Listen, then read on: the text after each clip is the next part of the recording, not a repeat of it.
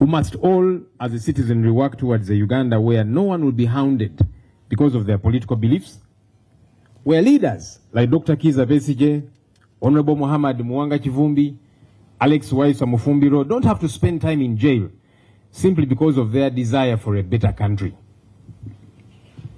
When people like Eddie Mutwe, Olivia Lutaya, Doreen Kaija, Achideo Chivumbi, Yasin Sechitoleko Machete, Kalanzi Sharif, Sam Mugumya, and several others are locked up and separated from their families for donkey's years just because they agitate for better governance, then everyone should be concerned because there are no survivors in a sinking boat. So we continue to implore all right-thinking Ugandans, including our colleagues in the NRM, who are bothered by the wrongs going on in our country, to join efforts in the quest for a Uganda that works for all Ugandans. Our theme for this year's alternative budget priorities, safeguarding lives, livelihoods and institutions, is not accidental. It represents the deep and interconnected crises facing our country today. It is also a reminder that government must return to its most fundamental responsibility, to serve the people. Let me talk about the crises behind the numbers. At first glance, the proposed national budget appears to be growing. Government projects an expenditure of over 84 trillion shillings. But when we take a close look, we find a different story.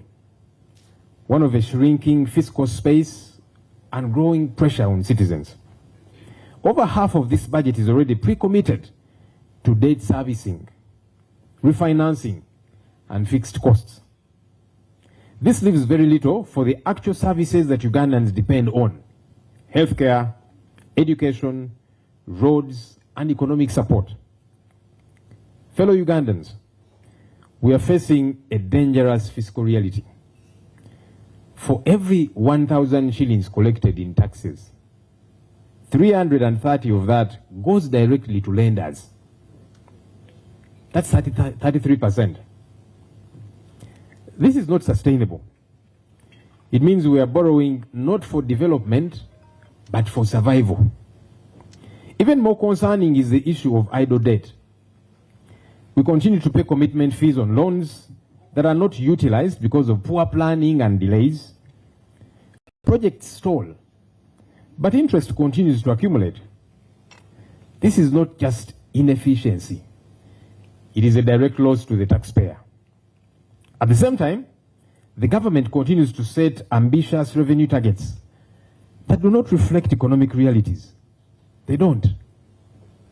This creates pressure for aggressive taxation, which ultimately burdens small businesses. It also discourages investment and weakens economic growth. There are broken promises and an economic strain. Let me talk about that. We must address the issue of domestic arrears. Government had committed to clearing arrears within 3 years, yet in the proposed budget of government, the allocation has been drastically reduced from 1.4 trillion to a niggardly 200 billion shillings. This is not just a budget adjustment. It's a broken promise. Suppliers and contractors who delivered goods and services to government are now facing bankruptcy. Jobs are being lost. Businesses are collapsing. When government fails to honor its obligations, it weakens the entire economy. That's the reality that we are living today. It's flummoxing how government is able to freely give out taxpayer money to private companies, but it cannot pay its citizens who it owes money. That should bother everybody. Government has so far spent 180 billion shillings on Inspire Africa Coffee Factory in Ntungamo, a private company whose benefits the citizens don't see at all. But of course, the business owner keeps laughing all the way to the bank on taxpayer money. Day Biopharma, that's another private company, which promised the country the COVID vaccine. And that vaccine never came, as we all saw. And then later, promised government that it would begin to manufacture medicine for the country. 724 billion shillings was given to this businessman, the proprietor of Day Biopharma. But there's no medicine coming out of that country, of that factory, to date. Atiak Sugar Factory has so far consumed 668 billion shillings of taxpayer money. But you guessed right. There's no sugar coming out of that factory, even when taxpayer money was heavily injected. Rocco Construction Company also got free money for no work done. 263 billion shillings was selectively given to them. Unlike the others, the excuse was that this was a bailout to the struggling company, as if other businesses are not struggling. We have time and again asked government to come up with a modus operandi for bailouts, because bailouts are understandable even globally. But when you selectively handpick a few connected people who have friends, relatives, in-laws, and outlaws in government, and you give them free taxpayer money, and no one is held accountable for this, it is wrong. Government said it was buying stake in these companies, but no valuation was done, no agreements were ever signed, and it's business as usual. So as these and other private companies get taxpayer money free of charge, government heavily taxes other companies, and as you have noticed, there's a raft of new taxes that the citizenry has got to contend with.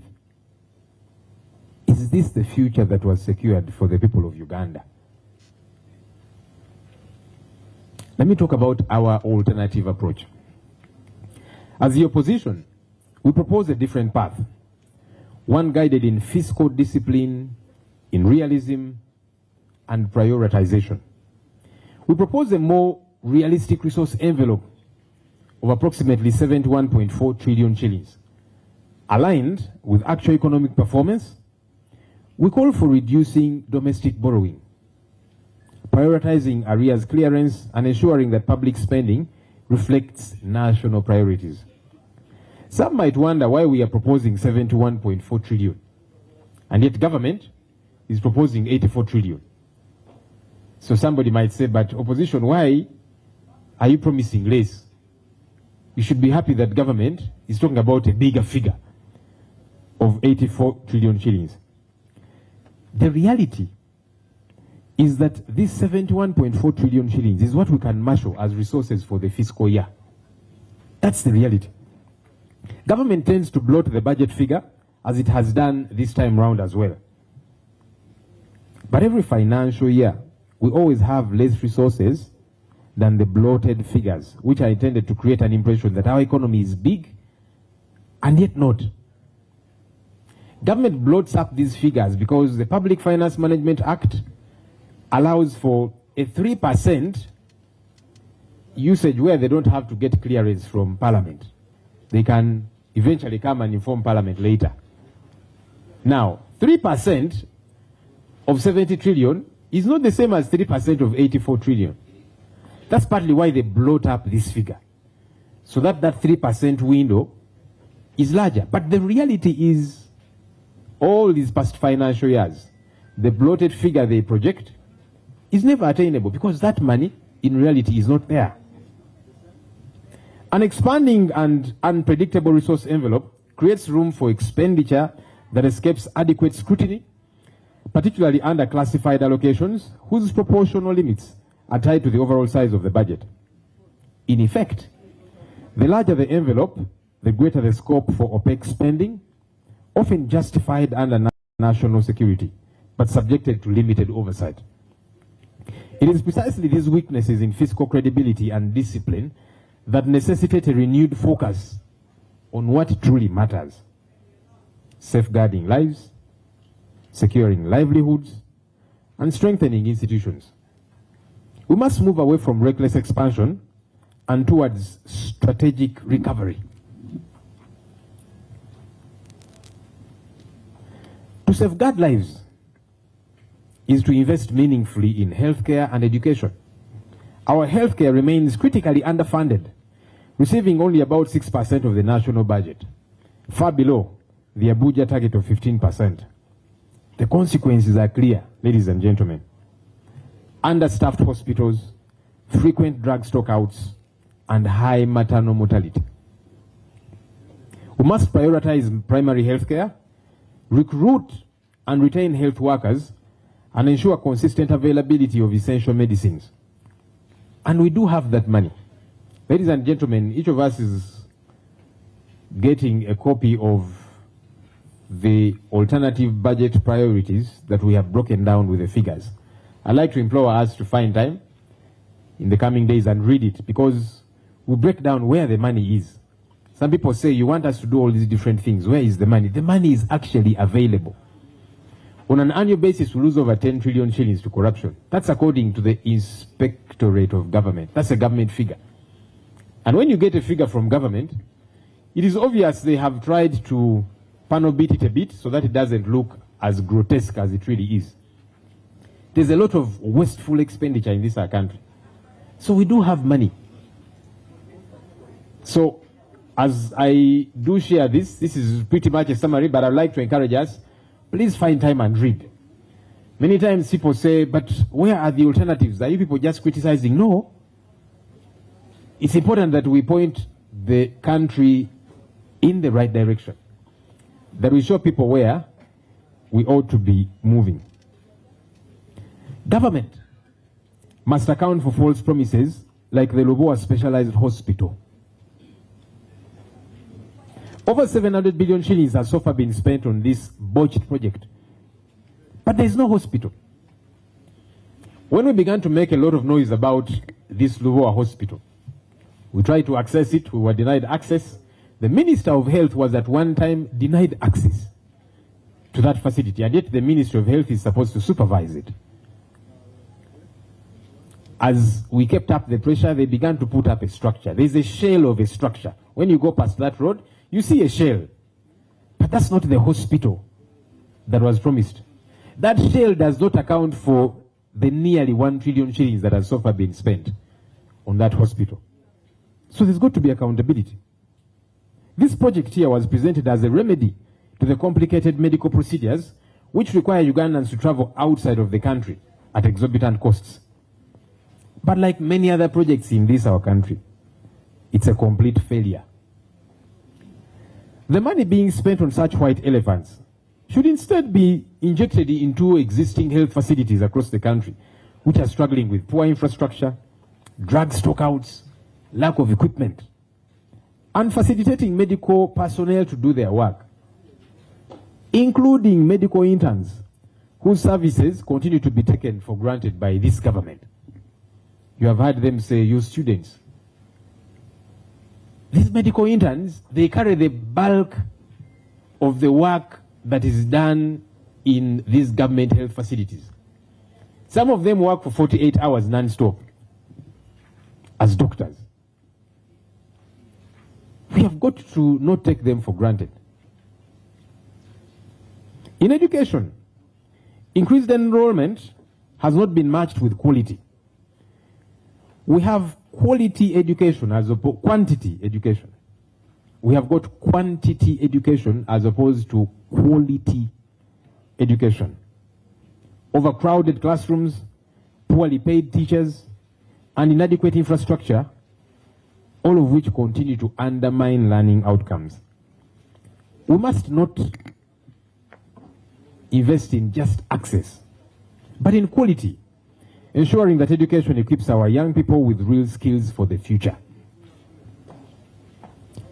Safeguarding livelihoods, that's the other element in our theme, means putting the economy at the service of the people, because it has always got to be about the people.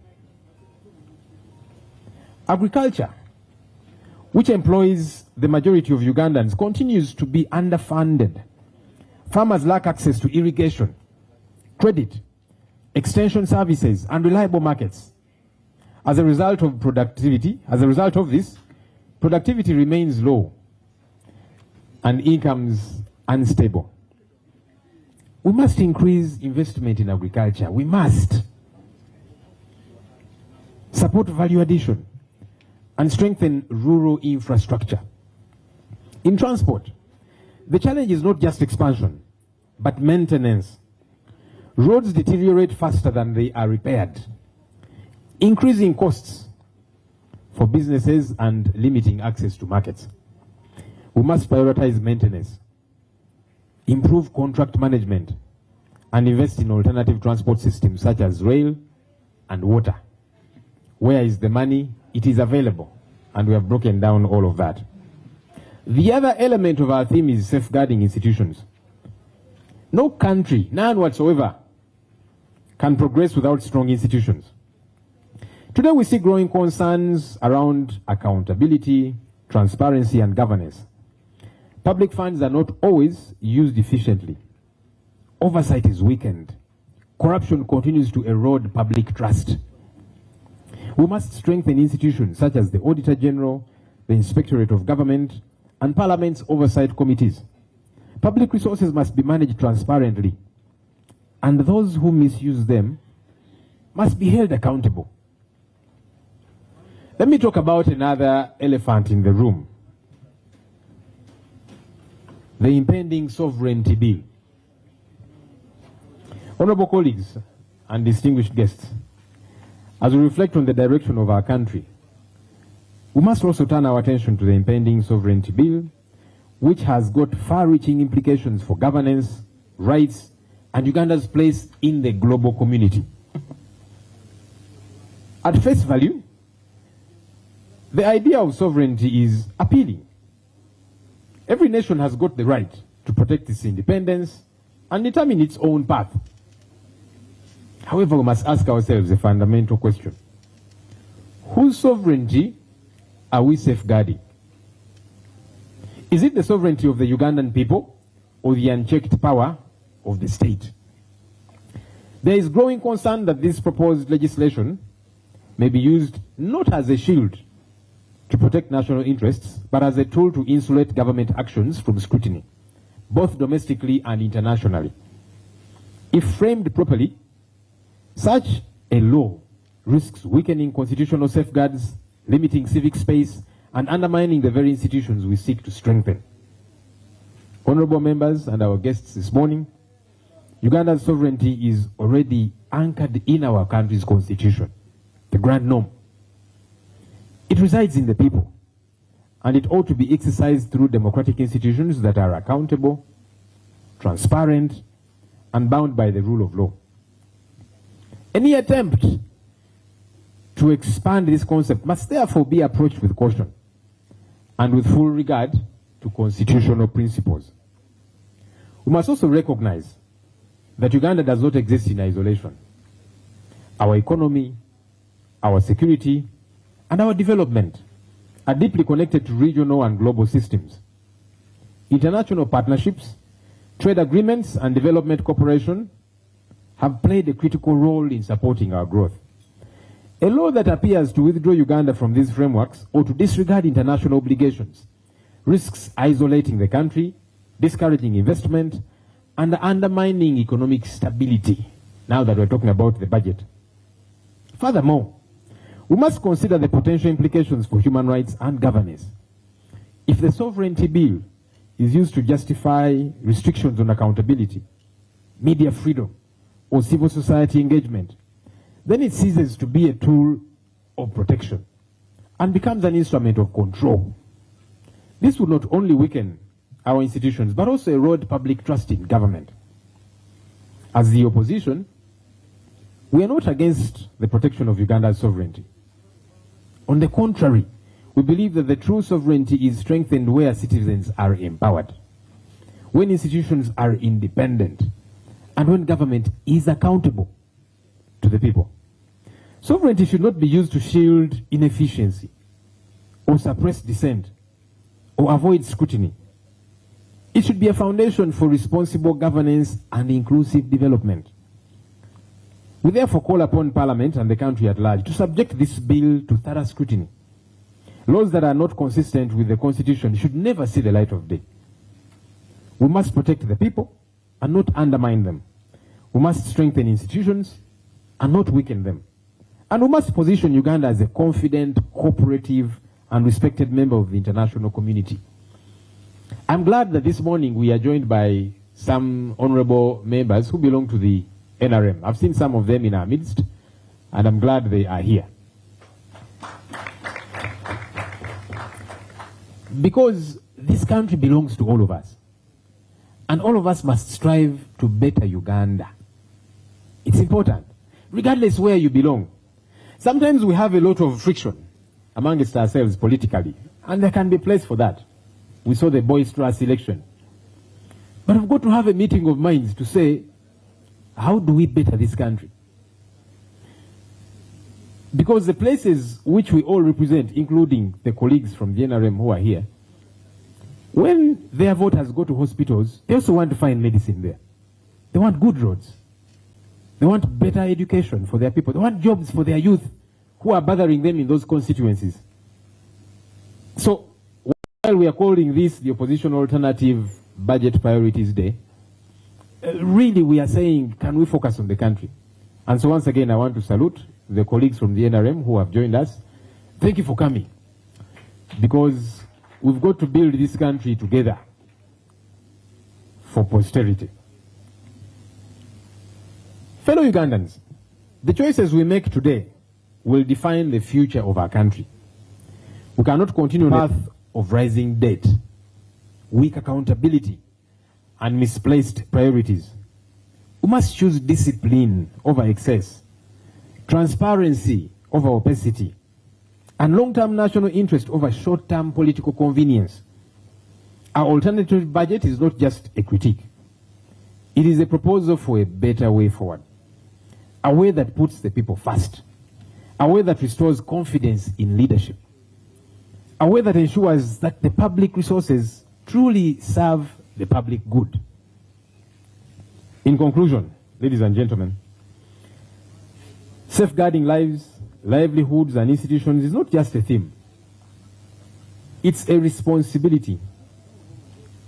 It is our responsibility to ensure that every Ugandan has access to healthcare, education, and economic opportunity. It is our responsibility to ensure that businesses thrive, that workers are protected, and that the economy works for all. And it is our responsibility to build institutions that are strong and accountable. As the opposition, we remain committed to holding government accountable and offering practical alternatives that reflect the needs and aspirations of our people. Because we must. So I would like to appreciate colleagues with whom we have been burning the midnight oil to put together this work. Members of the Shadow Cabinet. Let me request colleagues, members of the Shadow Cabinet who are here to kindly stand.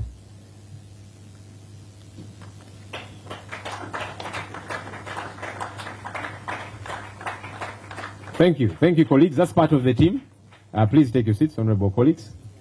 Together with our technical persons, let me request our technical people to stand as well.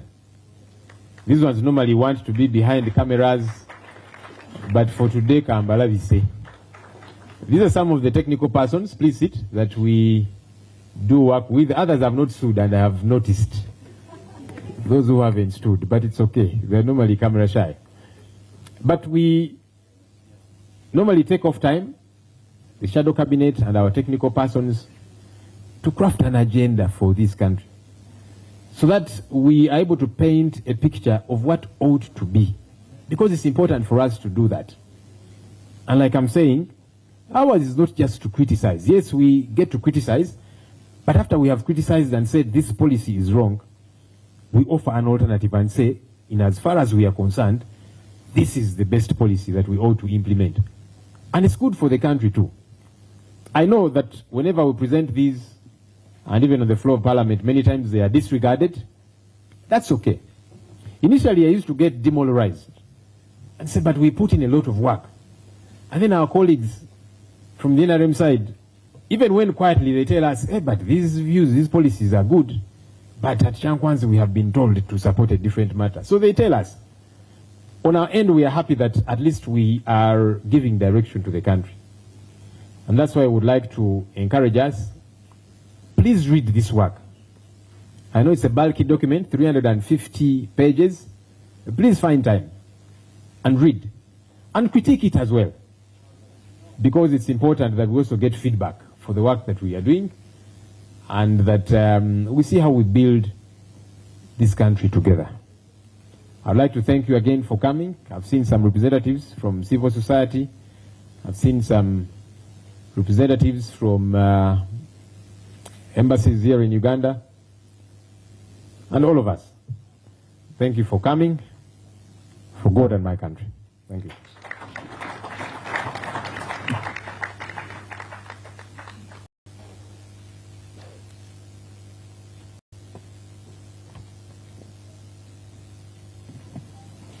Thank you so much, our Leader of Opposition.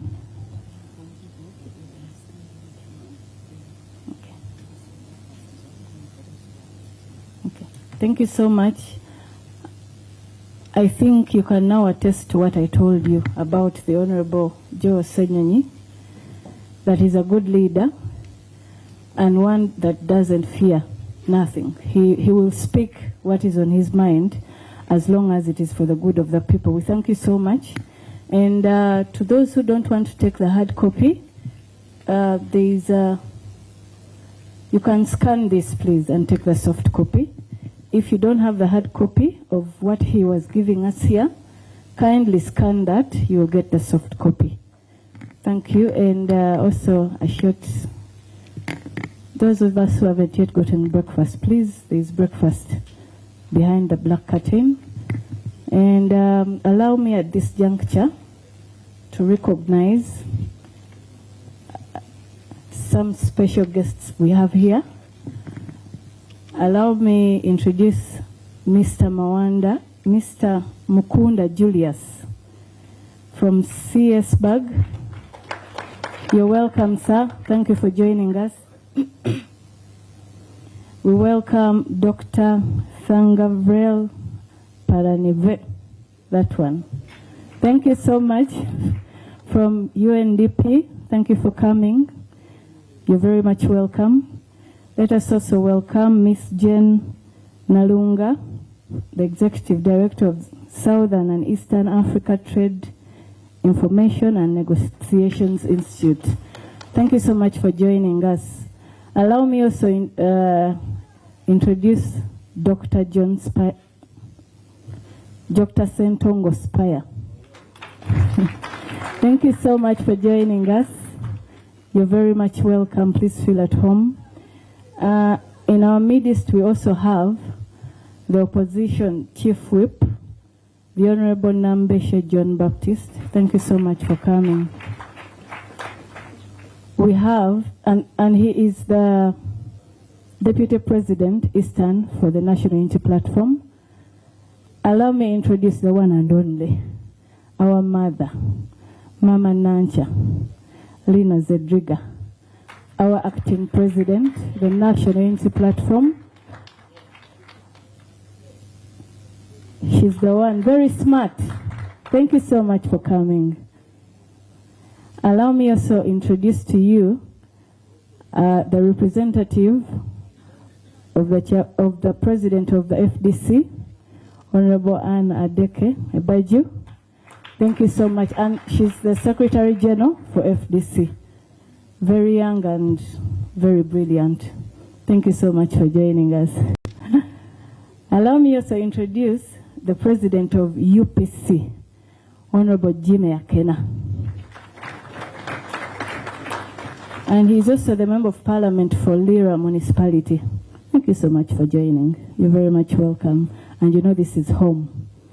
Allow me also introduce the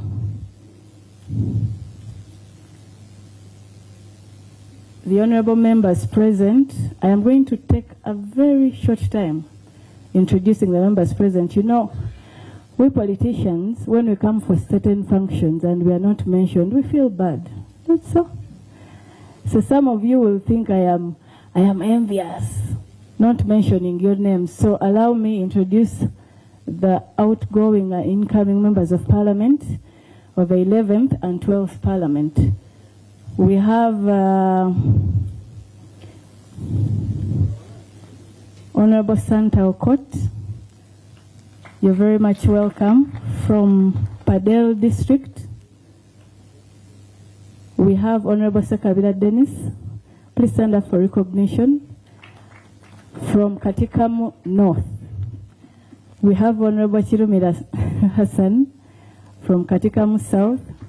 That is Luwero. We have Honorable Zake Francis from Mitiana Municipality. The Honorable Kawale Abubeka from Uraga North. Honorable Mwada Nkunyinji. You're very much welcome. Our Shadow Minister for... You're very much welcome. Honorable Sewungu Gonzaga from Kalungu, Masaka. Honorable Kabuya Frank, thank you so much for coming. Honorable Nachimwero Christine Kaya from Chiboga. Honorable Katabazi Francis from Kalungu. Honorable Kayemba Solo from Bukomansimbi. You're very much welcome. Honorable Karim Masaba from Bale. You're very much welcome. And then also Honorable Naluima Betty Etho from Wakiso. You're very much welcome. Honorable Tebandeke Charles. You're welcome. Honorable Nantongo Fortunate Rose from Chotera, Masaka. Thank you so much for coming. Honorable Onekalit Dennis from Kitgum. You're very much welcome. And then we have the Honorable Ivan Cheyune from Nakasongola. Some of you know him as the Zunguru man. Honorable Zambali Blasio Mukasa from Nasana Municipality. Honorable Nasolo Eugenia from Rubaga South. Honorable Kutesa Patrick from Chibanya Kabonera.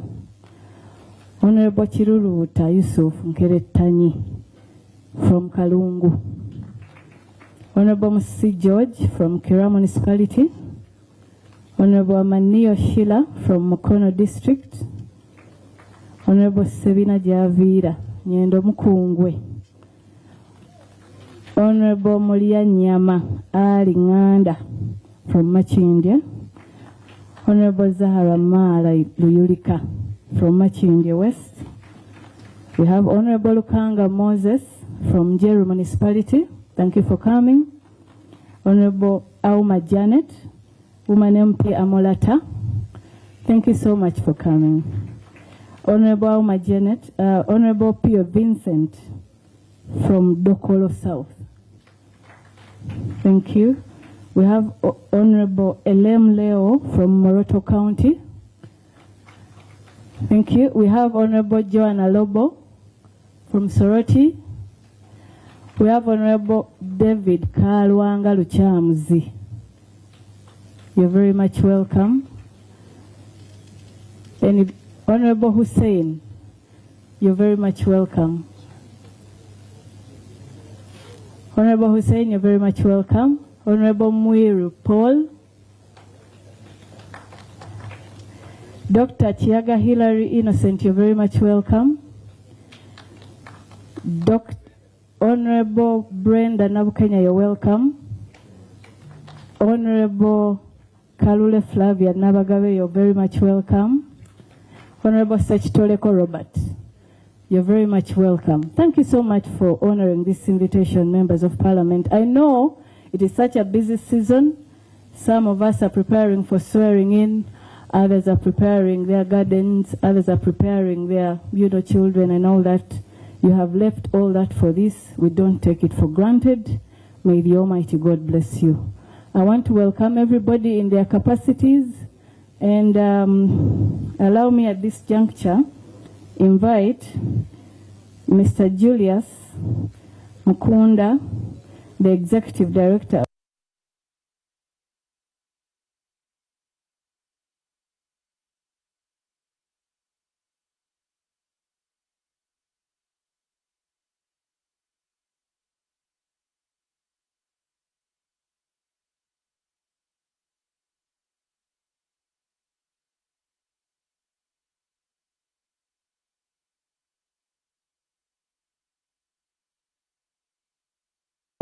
Once again, a pleasure being here to share with you insights about our budget. I gave in the presentation, and probably for a small instruction, as you see me flipping over the page, then you can also start flipping the slides.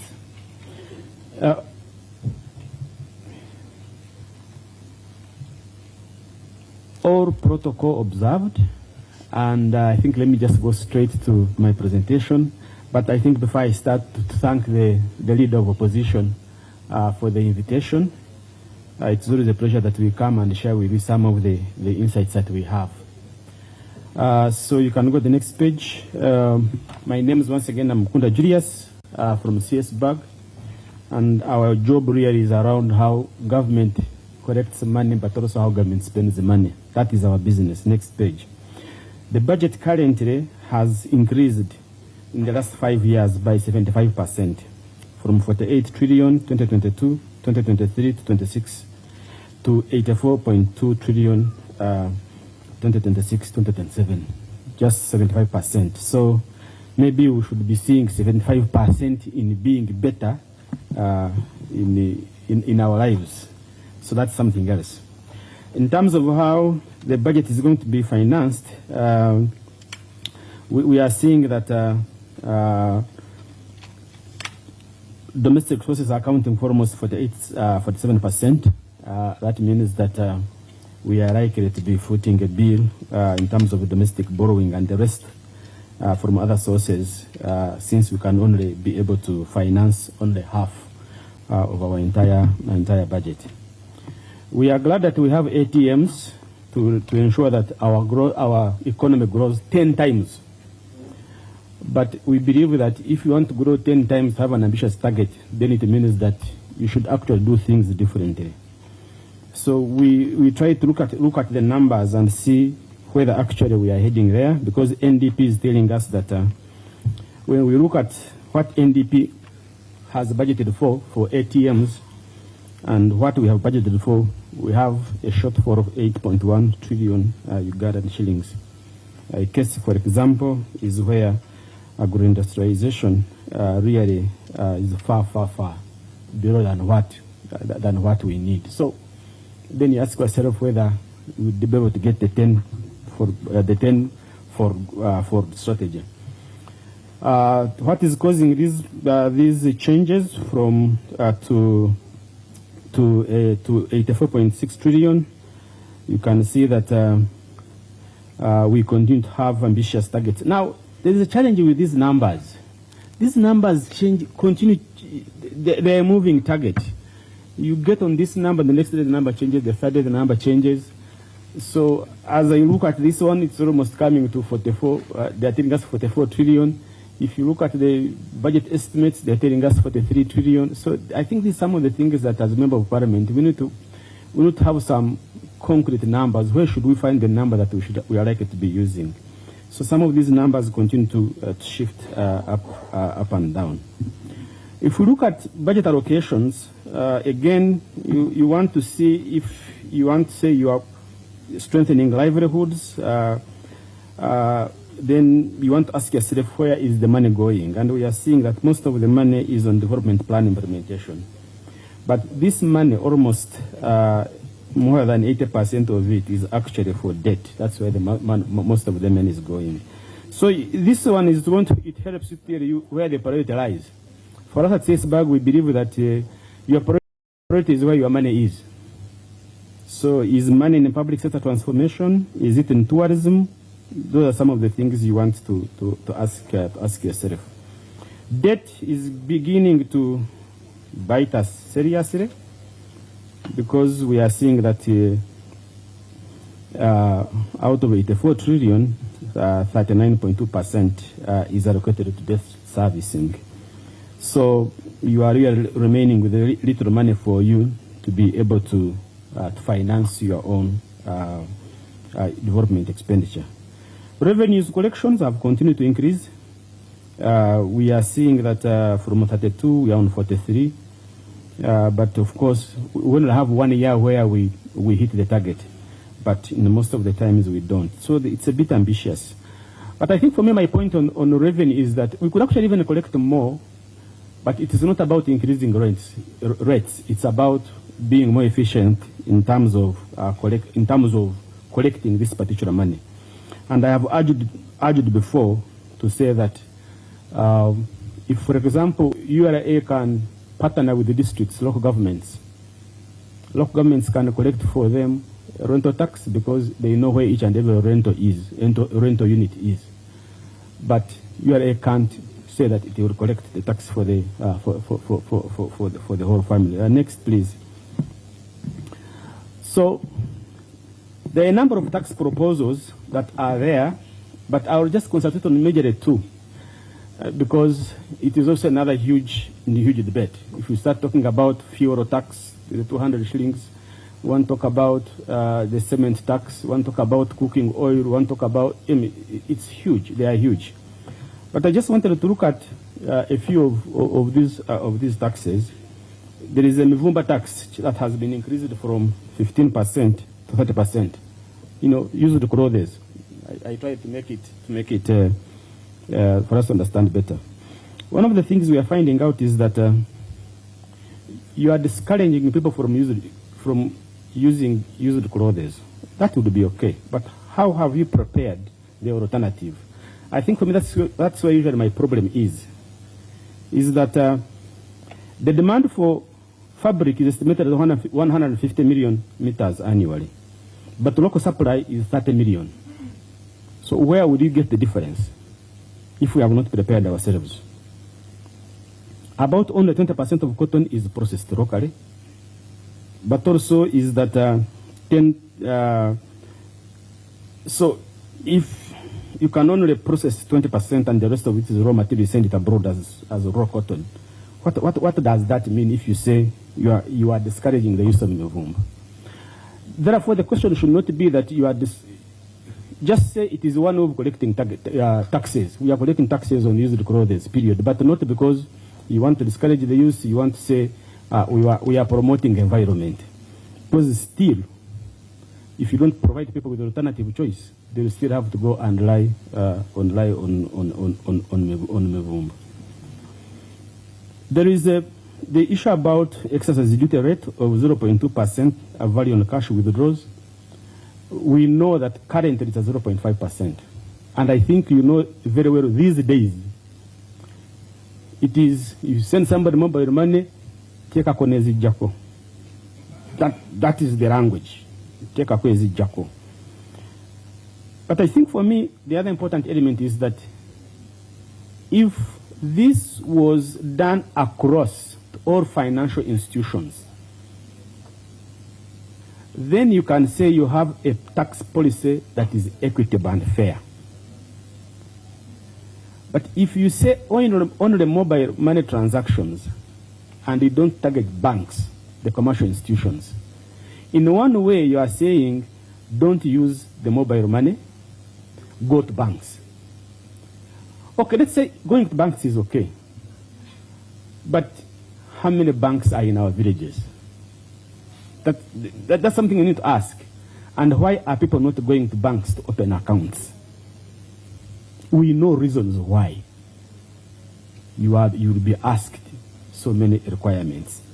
So it's not fair that you have only one group to do that. But also is that this is the platform used by millions of Ugandans. And even the government uses these platforms. You remember when they said when you are sending money for COVID, don't charge service fee. Why didn't they use the banks if they preferred them?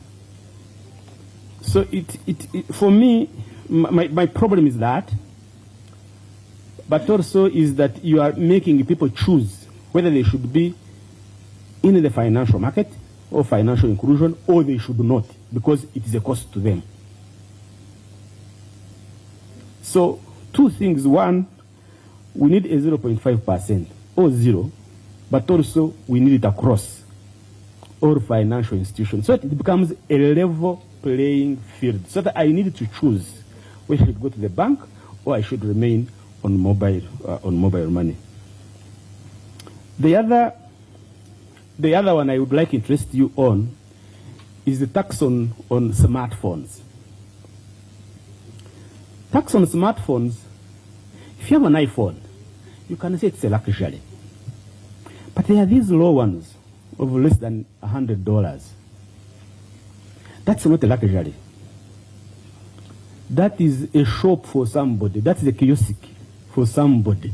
That's why they transact their business. Especially our youth who are beginning to try some jigs. They are not going to open shops on Kampala Street, on any Kampala Street, or in any other. The phone is their shop, is their address.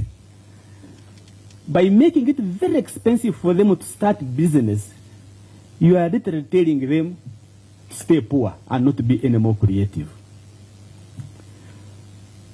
The data reveals a startling paradox. While Uganda has 57 million registered SIM cards, only 20 million people are using the tools of trade necessary to engage in the modern economy. The features phone trap over 37 million connections are still locked behind a 2G basic Kabiriti phone. You can't run online business on a Kabiriti phone. It won't work. These users can make calls, but they are excluded from digital marketplace, e-governance services, and advanced mobile banking because banks use, smartphone features. But also we know that telecom companies have already laid up digital roads of 5G towers, 96% coverage. But 2 out of every 3 Ugandans are effectively walking because they cannot afford a vehicle, the smartphone, to use these roads. And I mean the internet. So why do we have to cover the whole country with the internet and then we are telling people not to use the smartphones? So we know what other countries are doing. Kenya, Rwanda, South Africa, lower level smartphones below 350,000 Ugandan shillings are not, they don't attract VAT on them. To make it cheap so that you can have all these youth be able to start their jigs on their small, on their smartphones. It is something I would like to interest you in. It is something that can help us create jobs, create incomes for our youth. The budget implementation challenges are enormous, but I think we know them all. First of all is that supplementary budgeting is really disrupting the whole budget process. Because according to OAG report, you'll find out that almost 16.9 trillion supplementary budget was not utilized. But also, I think the whole idea is you have a budget which you can't finish, but also you add supplementary budget and you can't even utilize it because the money was not there. So it really disrupts the whole budgeting process. Debt is a very big issue that is coming up. And I think for me, my biggest challenge right now is that domestic debt is increasing, is becoming more in terms of our debt portfolio. It's now more than 50%. Domestic debt. Domestic debt means that we are picking money from our street banks here. Domestic debt is more expensive, it's for a short period, and also the grace period is very short. Foreign, international, the one that is foreign comes with, is concessional, it's cheaper, at times even 0% interest rate. But also you pay it for a very long period of time. I think the biggest challenge is that we don't prepare on when to borrow. We need to have a very concrete borrowing plan. Because we have a 84 trillion budget, we know we are going to borrow. So why do we want to borrow during the financial year? We need, when you plan, then you are able to attract cheaper and affordable loans. I think that's something that we need to put across for people to understand. The leader opposition has talked about domestic areas. We think it is something that we need to look at. It is increasing every day. You need to pay your suppliers. If you don't want to pay your suppliers, don't use their products. But I think the biggest part is committing government even when you know you don't have money in the budget. But also accounting officers have come back to us and said, no, the money is in the budget but is never released. You say you will give me my 2 billion. I budget for it. I start getting services. But at the end of the financial, the money is not released. So some discipline there needs to be done. Revenue performance is still a very big problem. Local governments are still not performing well. But also we know that we have not yet utilized revenues from mineral developments. In terms of what we think can be done is that we can broaden our tax base by seeing how we can bring in the informal sector, reduce reliance on consumption taxes by enhancing direct taxation, strengthen revenue mobilization, and by improving tax administration and digital systems, rationalize borrowing and net refinancing to reduce fiscal pressure. I think that's very important. But also improve budget execution. The leader of opposition told me to say something more about the sovereignty bill. And what we are realizing on how it's going to affect our economy, I'll just have a few words on that, is that the bill introducing sweeping regulations on agents of foreigners and broad defined category covering any person, any NGO, any company, any political party, any individual. In fact, those registered and unregistered, even a WhatsApp group, if you start collecting money, you have to register as a foreign agent. That's how broad it is. So when you look at some of the key provisions, there is mandatory registration with the Department of Peace and Security under Internal Affairs. If you are receiving money abroad. Strict foreign funding controls. If you are getting more than 400 million, you must register as a foreign agent. Supervised financial institutions, such as banks, must verify and report monthly funds for disruptive activities or certain political or electoral purposes are banned or can be seized. So banks must report I don't know how they would know that these funds are going to be disruptive, but they must on a monthly basis report. Prohibition on interference with government policy operations, promoting unapproved foreign policies, electoral influence, economic sabotage, broadly enact publishing, weakening the economy or causing disruption or instability. It is so broad to the extent that even today what I'm presenting here, once this bill gets into place, I must go and register as a foreign agent. The penalties are very heavy. It's about between 4 billion to 20 years in prison. That's how tough it is. But briefly then, how does it affect our economy? Number one is on foreign funding exposure. So external financing and grants, around 8 to 10 trillion annually. Donor-funded projects, 20-25% of the budget. NGO sector bring in 2 trillion annual estimate. So when this bill comes in, definitely, we are seeing restrictions reducing inflows by 20-30%. So we are going to, some people are going to say, hold on, let's see what is happening.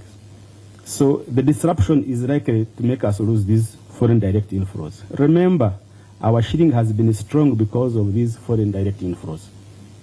Not because we export so much, but these foreign direct inflows. The other element is what I realize about universities and research institutes may be classified as agents. So Dr. Spear, if you get any grant to do any research, promoting a government idea, you must first go and register as a foreign agent. Otherwise, you have a 20-year prison jail sentence on your head. So these universities that have been relying on grants to be more innovative, to get new ideas. If Bill Gates, for example, says they have funding for a vaccine research, remember it's two things. It is you are complementing government. If you want to complement the government, you must get permission to complement the government. If you want to influence a policy, you must first get permission that you want to influence a policy as a foreign agent. You don't do that without permission.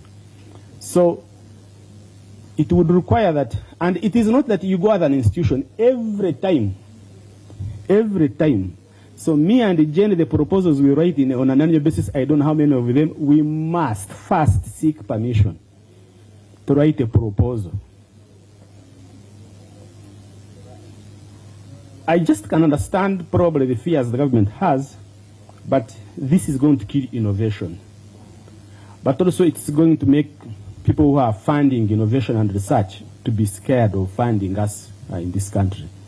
So probably some of our good researchers might want to shift to countries where they can be able to attract grants and do their research. For banks, when you first look at this, they will say this is an NGO bill. Actually, it is not. It's not even about political parties. It's not. It's about each and every one of us. If you are going to get money abroad to influence a government policy or to complement the government. So if you are an MP, you have your friends in Europe, you form a WhatsApp group, and you want to build a borehole in your area, or buy an ambulance, as you commonly know, as you do these things, exactly. Don't do that. First go to Ministry of Internal Affairs, Department of Peace and Security, get an approval. Otherwise, you and all your financiers, you have a 20-year jail sentence. And the law is very clear. It's short. I don't have many pages. They are I think 15 pages. To the level that it defines who the citizen is in this proposal. So whether you are yellow, red, green, we are all in this together. We need to be able to do something about it. In terms of employment, I just got some numbers for NGOs. We employ around 50 to 80%, 50 to 80 direct jobs. Indirect, in terms of consultancy, field work, we come at 100. And if just funding drops by 25%, there's a number of jobs at risk. But remember, when you lose jobs, you also lose revenue. There's a direct connection. You also lose revenue. So jobs, and this is only for NGOs only, and I don't know how other people are going to look at it. Job losses also are equating to revenue losses, like I have said.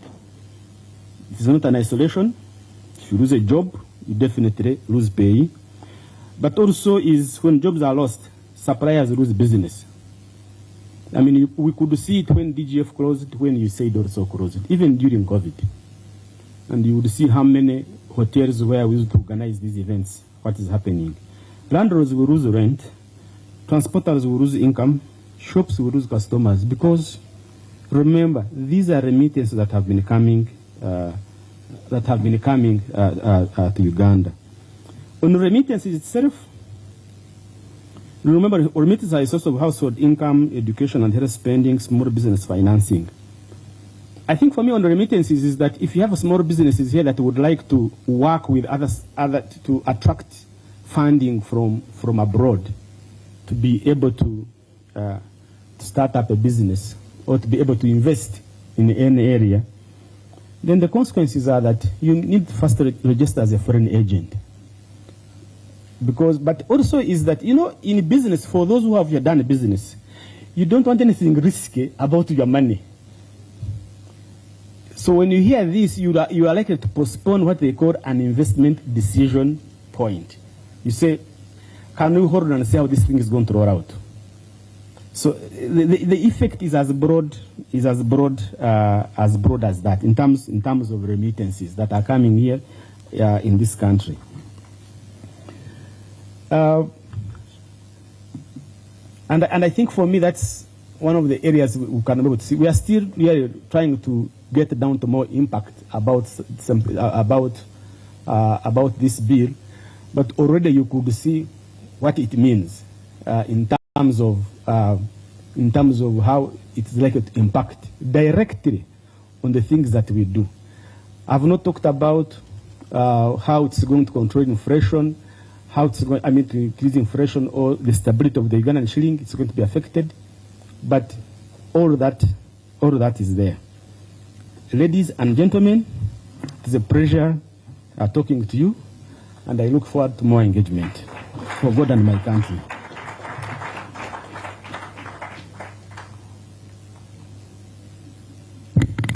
Thank you so much, Mr. Julius. Talking about the protection of the sovereignty bill, I implore members of parliament to read.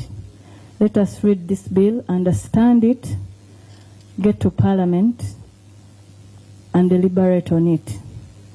Because the people out there looking at us, they want answers, they want us to represent them.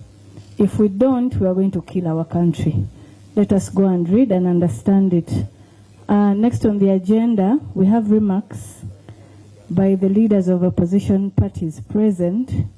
But before that, allow me to recognize the presence of the National Unity Platform SEC members present. I already mentioned our president or acting president, Mama Lina Zedriga. We have our Secretary General, Honorable David Lawis Lubongoya. Thank you for coming. We have Mr. Nyanzi Fred, Honorable. Thank you so much for coming. And we have Dr. Kanabi. I saw him some. Thank you so much for coming. We also have Councillor Sarah Muonge. Thank you so much for coming. Allow me also to introduce the members, the mayors present. Please stand up for recognition. We have Mayor Mberaze Zaki. Please stand up for recognition. We have Mayor Emmanuel Terunjeji. We have Mayor Ali Buken. Thank you so much for coming. The Lord Councillors, please stand up for recognition. Thank you so much for coming. We see the Speaker of Nakawa Division, Honorable Yombia Godfrey, and the rest. Thank you so much for coming and for honoring this invite.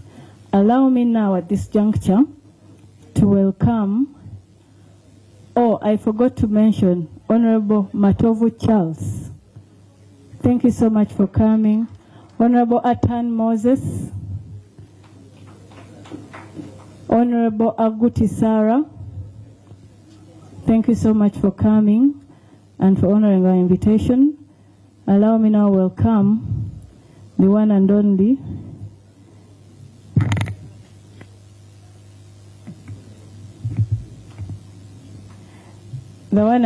Dr. Lina Zedriga, the President, National Unity Platform Acting, to come and address us. Thank you so much, Mama.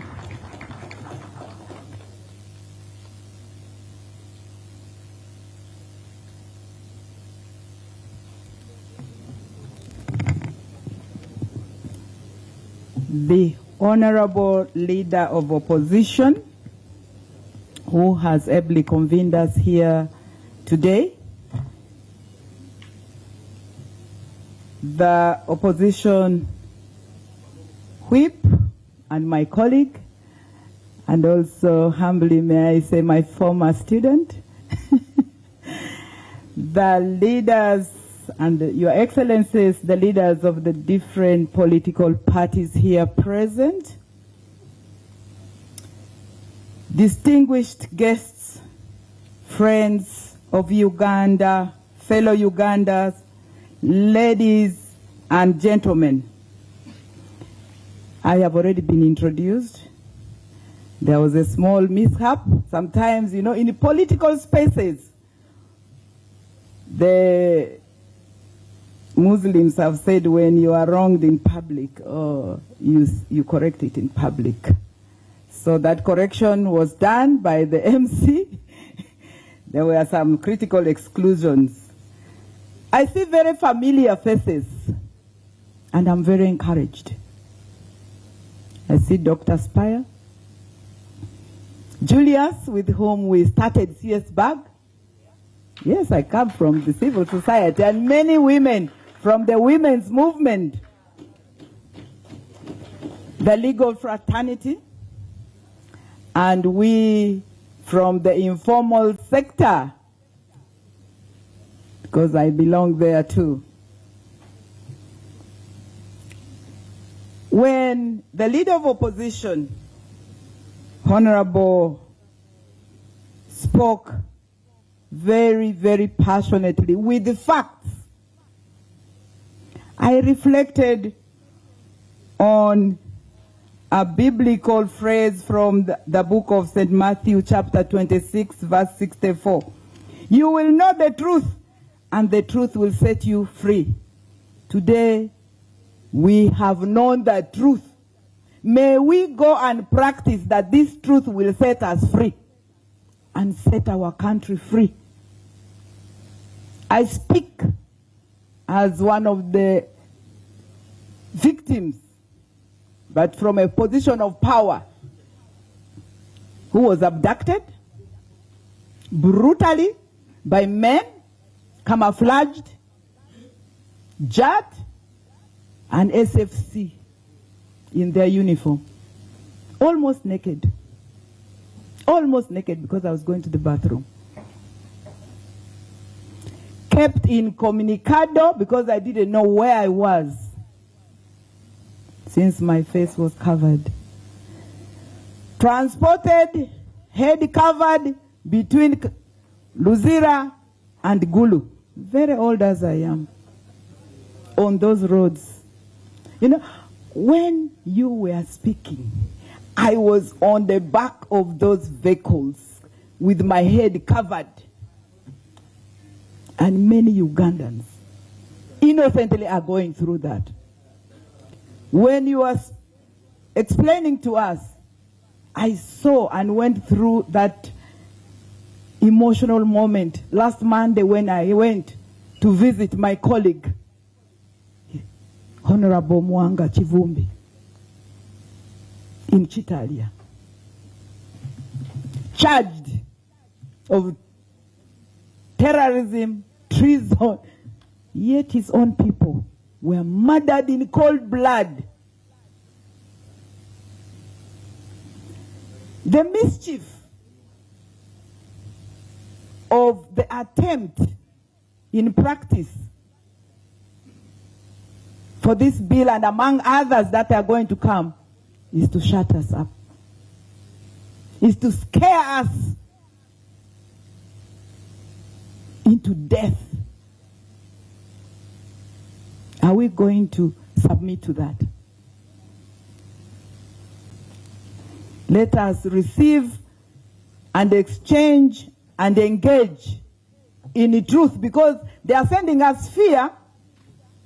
Let us send hope and courage to open the doors. I am here in my capacity as the acting president of the mighty National Unity Platform Party. I bring you not only greetings, but the wise counsel and communication from the de facto and de jure president of the Republic of Uganda, His Excellency Robert Kyagulanyi Sentamu, aka Obini. Distinguished guests,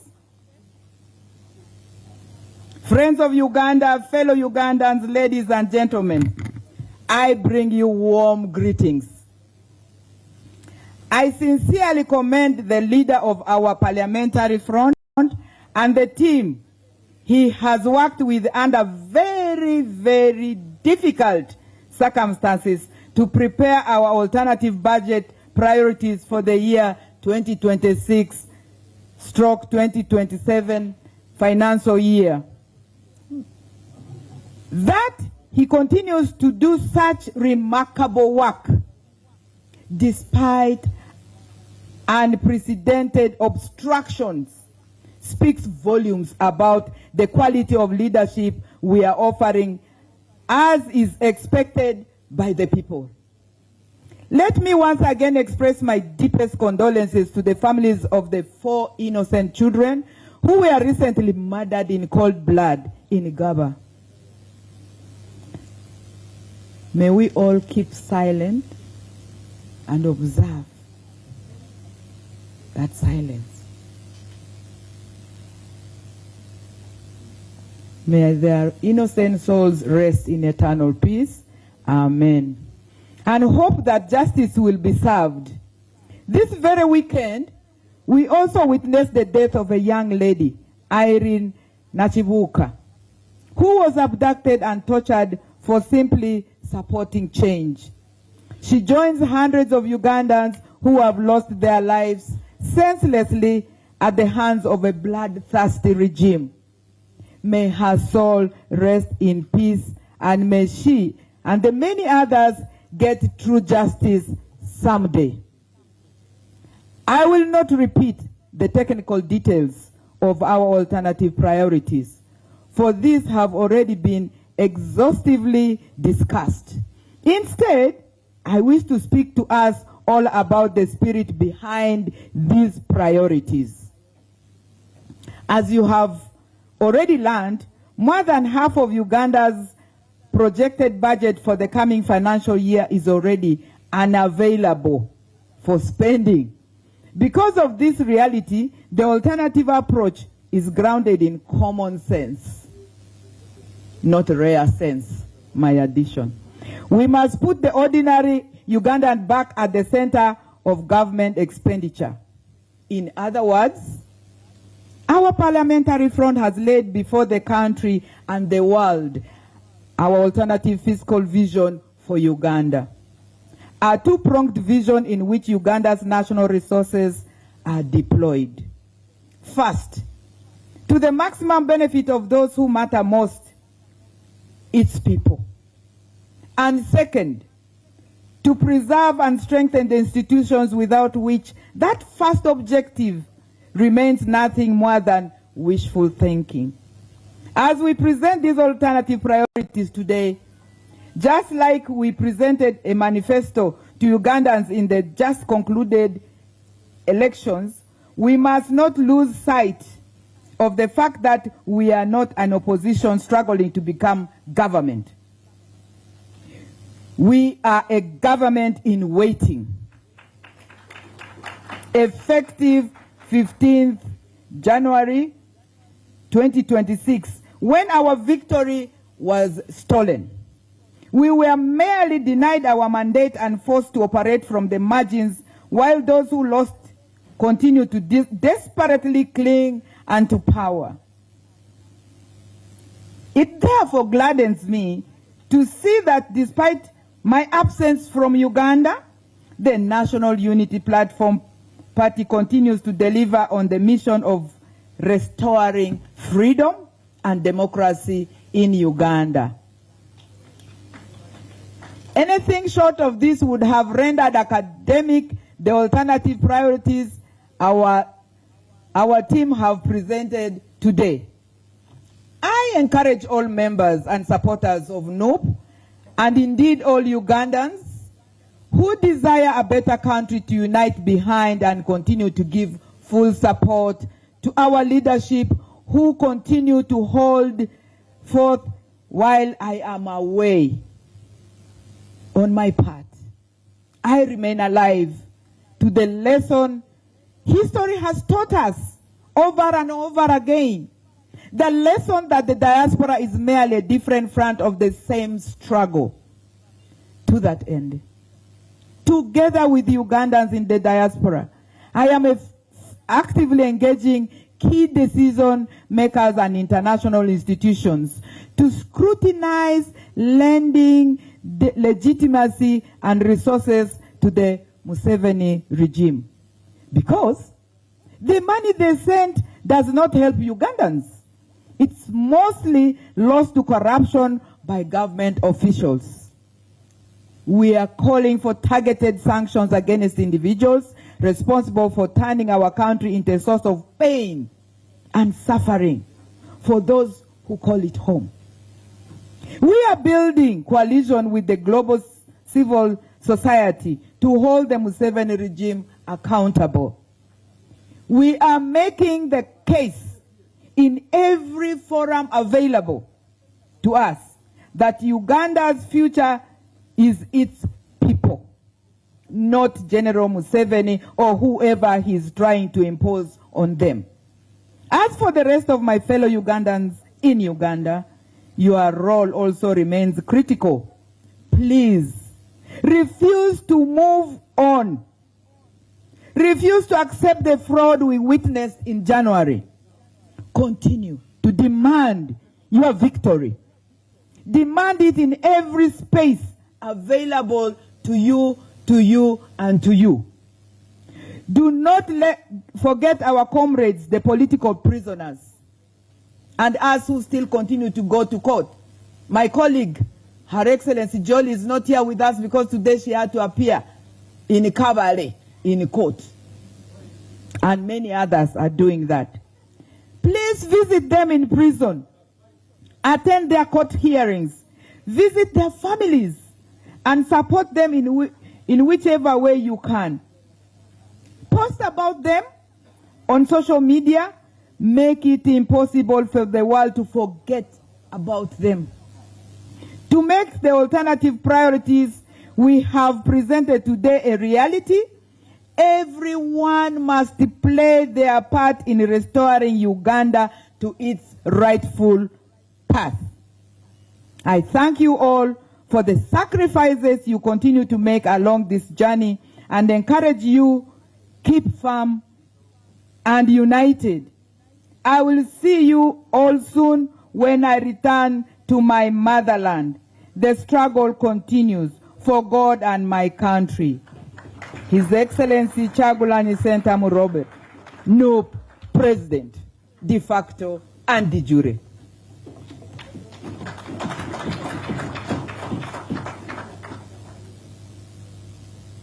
Thank you, Dr. Lina Zedriga, the Iron Lady.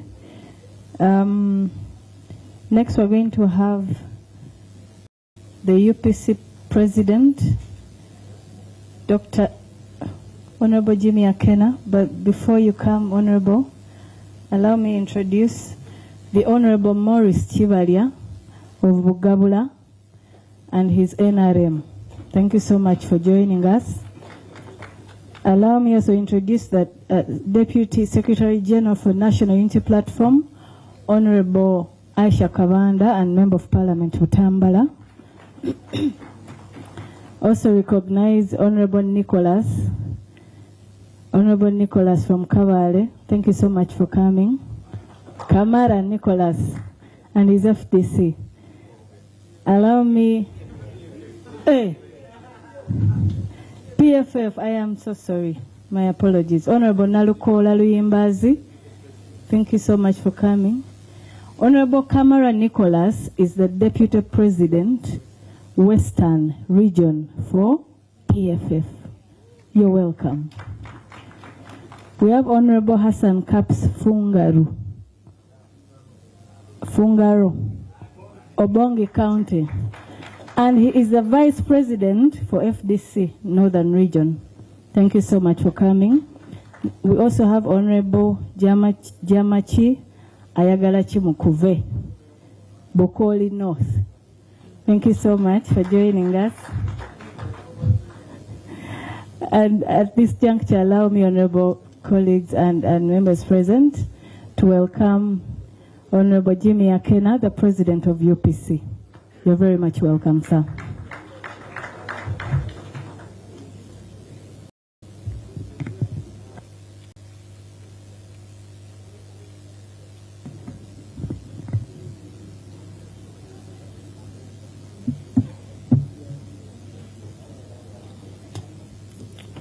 The Right Honorable Leader of Opposition, honorable colleagues, all protocols observed, I am honored to be here to witness a presentation steeped in hope, hard work, and aspirations to try and capture what the people of Uganda need and deserve. In my own case, this last election, I cannot even call it an election. It had some rudimentary elements of an election, but an election must be free and fair. For an election to count, we must have opportunity to present alternative policies from which we derive such good work. But the honest truth is where Uganda is going, we have those who are so drunk with power that they're ready to step on everybody's rights in order to sell or push a vision which does not work for some of us. And as a Ugandan, I must be committed to seek the better future for my citizens. And therefore, we will not be silent. As what is taking place, I, as Jimmy Akena and Uganda People's Congress, will not be silent. I would like to start by pointing out that we must protect our women. What I witnessed, and I heard something in Bobby's cries, which took me back to my mother in 1971. Many people have seen the video and they ask, what's your name? Akena. I mentioned my name as Akena. The trauma which many people don't see is when the cameras go, the soldiers remain. They're in your house, they're in your face. Is that what we want for the citizens of Uganda? This is how we treat our women? In my own case, I had armed people in my house. I only had my 2 daughters in the house. The place is guarded, but there are people who are well trained on Ugandan resources, are in houses, intimidating, threatening our women, our children. No. Those who think that they can abuse other cities of Uganda because of the offices they perceive or they perceive that they own, I, as Jimmy Akena, am going on record and say, stop this nonsense. Uganda's for all of us. It's our country. We need to have an opportunity to present what we believe our country can be. I have no objection for Muhoozi thinking he can replace his father. All power to him. But in that dream, he should not stop Akena, son of Obote, from pursuing a similar dream. It cannot work. If you're son of a president, well and good. I was born as a son of a president, but I was raised in exile. I have been tempered by exile. And there's a president, former president of Uganda, who said, when he was talking about exile, he said in Kiswahili, and I'll paraphrase, ukiwa kijana unazeeka, na ukiwa mzee unageuka mwendazimu. Translation is, if you're young and you're going to exile, it will age you. The process of exile, which many people don't understand, it will break you.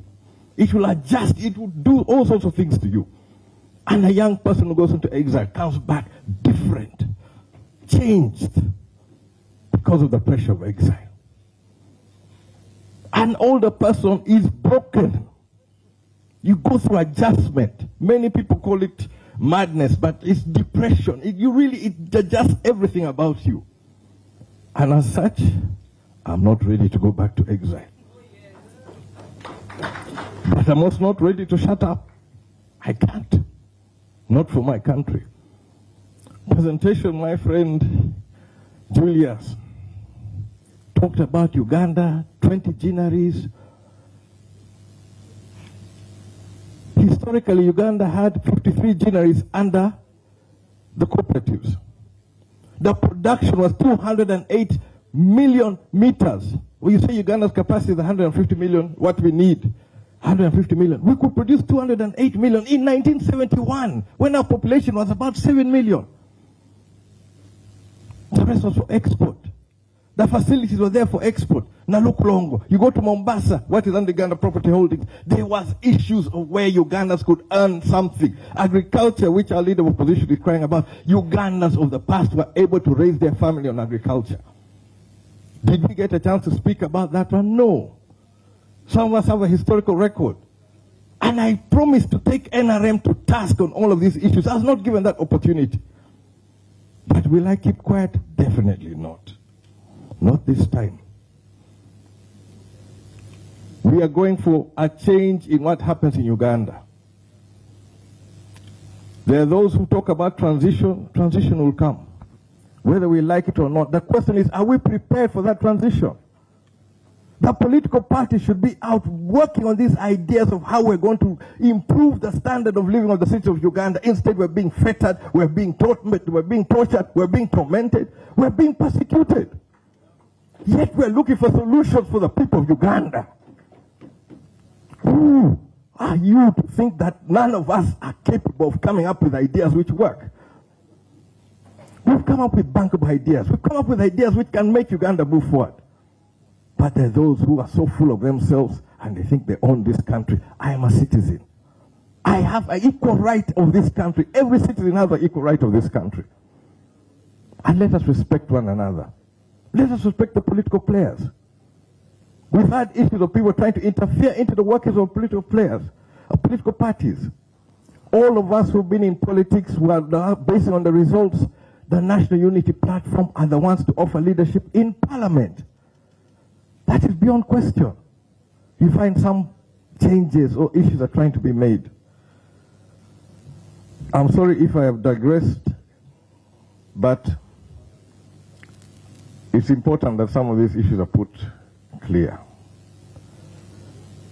I had asked the President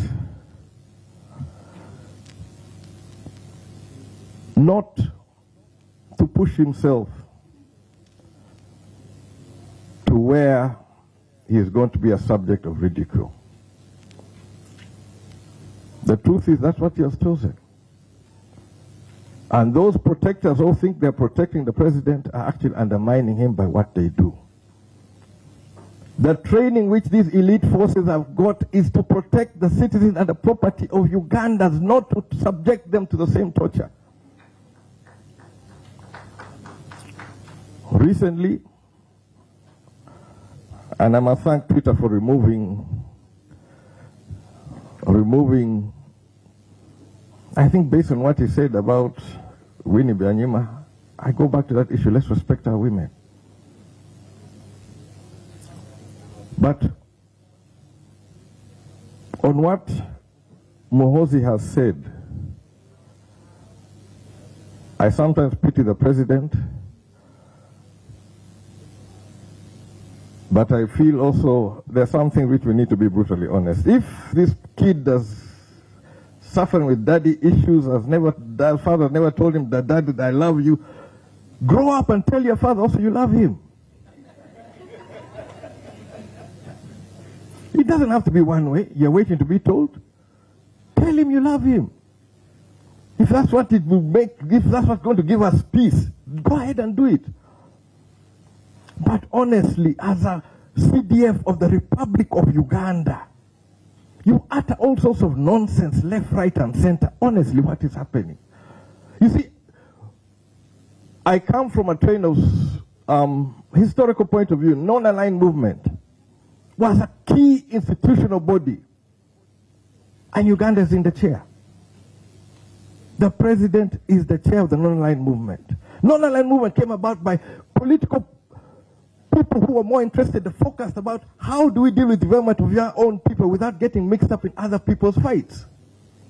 So they chose, we're not going to follow the West, we're not going to follow the East, we're going to take our own route. But we're capable of standing up and saying, mine is for the people of Uganda. I can respect Muhoozi's issue of saying that Israel, and I'll qualify this one. For an Israeli, the Israel government, I give you 110%. Knowing if anything happens to me as an Israeli citizen, I expect the government to do everything in its power to rescue me. Even if I died somewhere, I expect that government to go and bring my body back. That is what Israel has demonstrated. Health-wise, they are not going to let their citizens die. Now, if you want that mentality and you want to bring it to Uganda, do it. But UPDF first issue must be the citizens of Uganda. Protect them. Reason I'm raising this one is when we went for the peace process, we had gone first the initial stage. We are now dealing the beyond Juba process, where we're going to deal with truth and reconciliation. Matters which go beyond this issue. The powers that be were more interested in making Muhoozi a hero by bringing the head of Konya. Those of us who were in the bush, we were not sure whether UPDF is coming to rescue us or coming to kill us. That's the reality. All of you here, when you think about UPDF, are you thinking about they're coming to rescue you or they're coming to bundle you? Now that's what's supposed to be UPDF as a citizen of Uganda. I should walk proudly knowing that I have these well-trained people who are going to protect me whatever happens, wherever I am. We don't have that confidence. As non-aligned, I can go and say the children of Israel have a right to be safe in Israel. But the children of Iran also have a right to be safe in Iran. The children of the Emirates have a right to be safe in Emirates. Everybody has a right to be safe in their own country. That is about being non-aligned. President now is speechless. The son has run amok. I have taken this bull by the horns, having been born a state house son of a president. I think I can address this matter. Honestly. And let's address it conclusively that we reach the stage where we respect Ugandan citizens. We treat them with respect. We protect them. We make sure that they have a right to survive. And we respect the political players. We listen carefully with what has been raised. And we look for a solution which works for the betterment of the citizens of Uganda. And therefore, as I conclude here, I want to appreciate the office of the Leader of Opposition for all that we've been able to achieve. I've spent 20 years in Parliament. I am now stepping aside. And for those who are coming into Parliament, this is something my pastor long time ago kept emphasizing. You are going to take an oath. That oath you're taking is before God. The country will be witnessing, but make sure when you take that oath, you understand the oath you're making and to whom. I find people getting confused on many issues. When we take the oath, there is no mention of our political parties. And you'll be expected the matters which are going to come before you, it's not just your constituency. You are going to be representatives of Uganda. In our prayer, we are supposed to treat all matters fairly. We are supposed to treat matters with a good conscience. And clearly, this sovereignty bill has been brought in total bad faith. So as members, I expect and I hope, and this will be my Congress members and the other members, go and speak for Ugandans without fear or favor.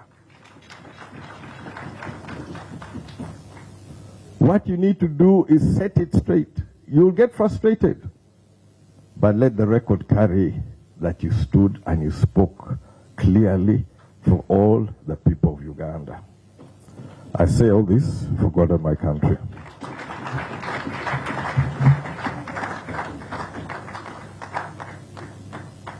Thank you so much, the President for UPC, Honorable Jimmy Akena. Allow me, before I invite the Secretary General for PPP, and also before I invite the Secretary General for FDC, that is Honorable Anna Adeke, allow me to recognize the presence of Honorable Jimmy Kanabi from Buyikwe, Honorable Nakwede Harriet from Kayunga, Honorable Akankunda Nina Rose, Honorable Hakim Chiza Hakim Savula. Thank you so much for coming. Honorable Kakembo Michael Mbotekamwa, thank you so much for coming. At this juncture, allow me invite Honorable Anna Adeke Ebaju, FDC representative, to give her speech. Thank you so much. Thank you. Thank you very much. I absolutely love the energy in this room, so I will not reduce the tempo. I'll just try to maintain. Thank you, the Right Honorable Leader of Opposition, the Opposition Whip, NEC members of the various political parties, Excellencies, leaders of different political parties here present, members of Parliament, 11th and 12th, dignitaries present, good afternoon to you all. I bring you greetings from the Forum for Democratic Change Party.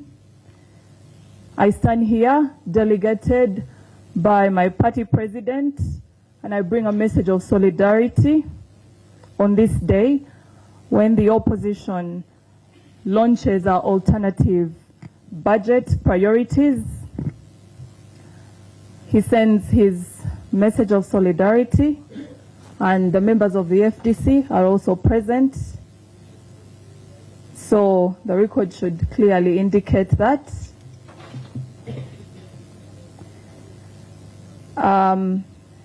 Members present, we are recently emerging from a very contested, and in my own personal view, one of the most repressive elections in our political past. We are emerging from an election whose quality and credibility is in question. Many of us carry the pain on our hearts because we witness the high-handedness of the regime, stolen victories, arbitrary arrests, unaccounted for individuals, citizens on the run, and most recently, some are still dying from the torture. NBS happening now.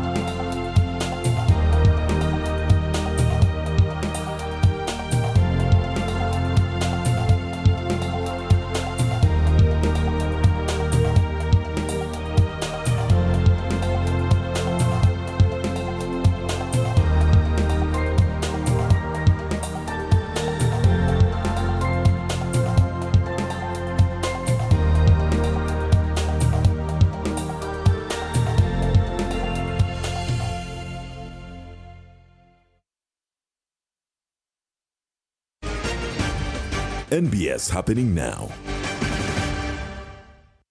And the unity we are exhibiting as we launch the alternative budget is not just symbolic, but it's a clear message that Uganda deserves leadership that will arise above selfish interests and fragmented priorities. It's therefore my humble view that we shall continue in this same spirit to speak for the people that matter the most. I would like to appreciate the lady and gentlemen that have brought such amazing energy to this room, spoken very boldly about what we need as a country. And I'd like to say that our alternative budget is a bold rejection of the flagrant injustices that we continue to witness today. Economic injustice, social injustice, political injustice. we demand, as the opposition, that government reflects deeply and takes our alternative as the best example of what a budget should actually look like. So, ladies and gentlemen, with those few remarks, I'd like to thank you all for coming, and once again state that the FDC is present here. Our Deputy President, our Vice President is present here. Members of Parliament from the FDC are present here, and we offer our support and solidarity on this day as we launch our alternative budget. Thank you very much. Thank you, Honorable Anna Ibaju. Allow me to inform these people here that you're my OG. She's my OG from Our Lady of Good Counsel. Allow me also to introduce Honorable Dr. Timothy Batua. Thank you for coming. The Iron Lady, Dr. Miriam Matembe. Thank you for coming. Thank you so very much. At this juncture, allow me to invite Honorable David Opi Alira, the Secretary General for PPP. You're very much welcome.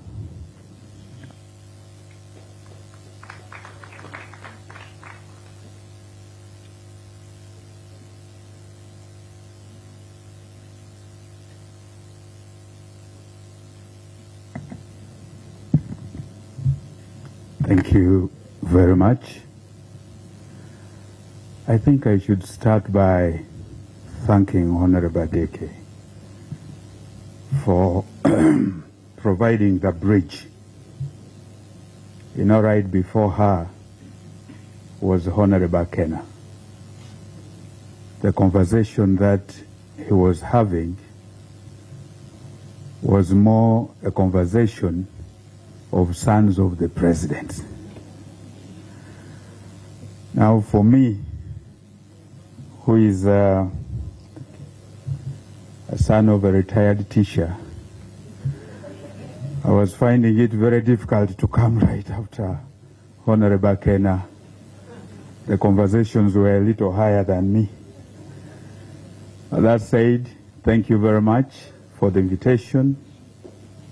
The Right Honorable Leader of Opposition and your entire team, thank you for work well done. I think this is the way to go. We appreciate your work. Ladies and gentlemen, let's not forget that we are living in a very interesting time. We have a president who is living in the very late evenings of his life. What that also means is that it doesn't matter how much we love him or even hate him, his time is running out, and that is a fact. It also speaks to the fact that we are living at a time of transition. And let me put it right, we need to read the times. We are actually living the transition. It is not going to be just a one event. In fact, my sense tells me that the just concluded elections, the way it was conducted, is possibly a part of the script. You know what I mean. Many of us have been victims to it, and it's a reality. When we're talking about the sovereignty bill, ladies and gentlemen, this could actually be part of the script in the transition. You must be shut out. You must be made poor. You must struggle as the transition takes place. And there could be a lot more. By the way, Honorable Kena, even those tweets could be part of the transition. someone possibly must prove that he can stand up to anything. He should threaten you. He can threaten Iran or anything. Very interesting times. Therefore, we need to remain alert, or else we slip through the transition. And that calls for one thing. Squeezed as we are, there is nothing that is going to be better for us than to remain united. In fact, if we are not, there is every reason for us to get united. Otherwise, we're going to be squeezed out and we'll have nobody to blame. We can hold different colors, but Uganda remains one. And you and I are the leaders on the other side. Who we are. There is nobody else. So we either come together and try to fight together, or we lose everything and go into lamentations. Thank you very much for listening. Congratulations once again. Thank you.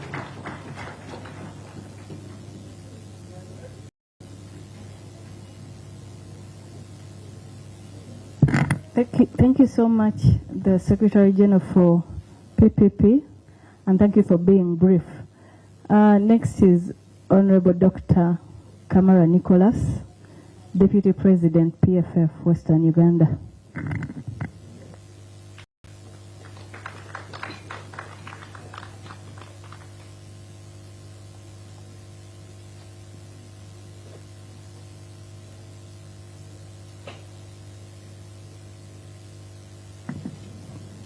Protocol observed.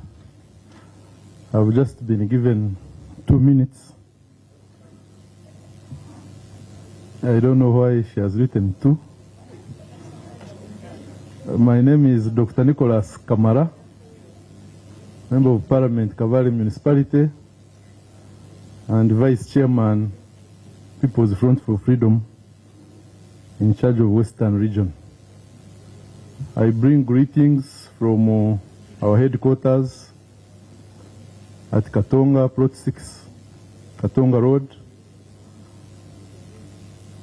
I don't want to say that I bring greetings from retired Colonel Dr. Chiza Besigye, but I want to assure you that he is in a good mood and he has never withered in his quest to fight for freedom and the people of Uganda.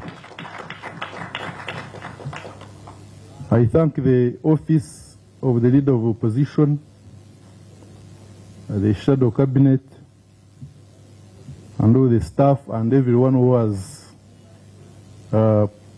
put his effort to write this alternative budget.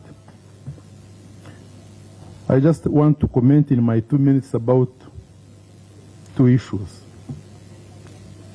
The first issue, which Ugandans sometimes miss, is that President Museveni has a lot of support in Western Uganda. That is not true. And it is not true. It was shown in the last elections, where myself, I was standing as Member of Parliament, won, and my vote was stolen during the broad light. It was actually me, I had won until around 3 p.m. And they opened all polling stations and they stopped people from using registers. But the first thing was to connive with the Electoral Commission to put their people. So whenever they would see someone coming from an opponent side, they give them 5 votes. And they had no limit to head and go home. But even then, I was still winning, I think, by around 4. Because they had not, people would just get tired naturally. I voted 10 times, why would I come back 11 times to vote? What have you given me? So they started now ferrying people from other places to vote from their particular polling stations where they had removed the registers and also protected with the army. So when they started counting, some of the votes had exceeded the registers, the registered voters, and they had to change the DR forms and now clear the DR forms to be in their favor. And with all that rigging, my opponent got 7,900 votes, and I got 7,300 votes. So you can imagine the Wachiga are still gumite. So I bring also greetings from the Wachiga of Kavale that we are still gumite and we are ready to fight.